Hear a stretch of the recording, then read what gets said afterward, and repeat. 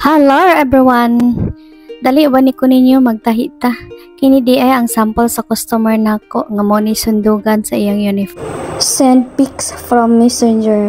Tara, let's go! For your info lang, ang isa ka blouse ang mahurot nga tila is 1 and 1/4. Pwede na siya isa ka blouse or isa ka uniform na pang college.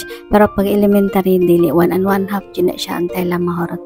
So let's start na mag-drawing kani tax kani siya diri ang sa may botonisan, kini diri ang sa shoulder. So magsugod ng taog cut ka ato namang nasulatan ni kuan drawingan naman nato. So mag-una taog cut diri sa shoulder, ato lang ni hinahinayon kay para masabtan ug maklaro jud. Sunod subayon lang nato ni ang atong gibaglis or gidrawing diri sa kilikili armhole. Maghatag kitag allowance para sa tahi 1/4 inch.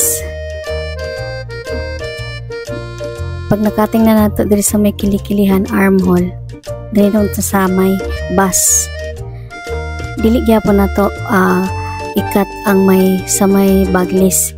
Mahatag gyapon tag allowance bisag gamay kay in case na mahugot sa customer napatay ka adjustan. So always hatag itag allowance 1 inch both side. Diri na to sa baba sa iyang laylayan, ikat na to maghatag hapon tag allowance bisag 1/4 lang.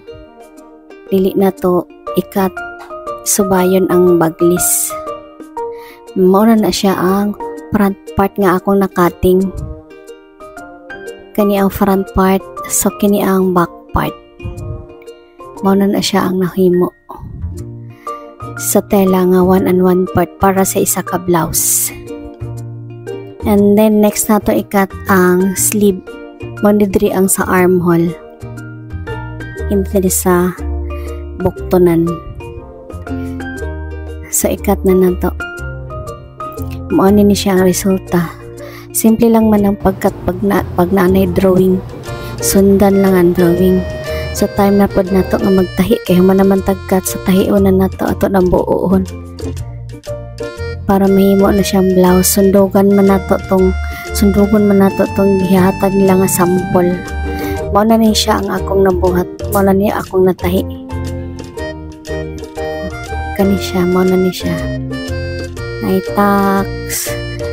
Tapos piping, tapos shoulder, mana na siya, collar, mana na siya shoulder, mana na siya resulta.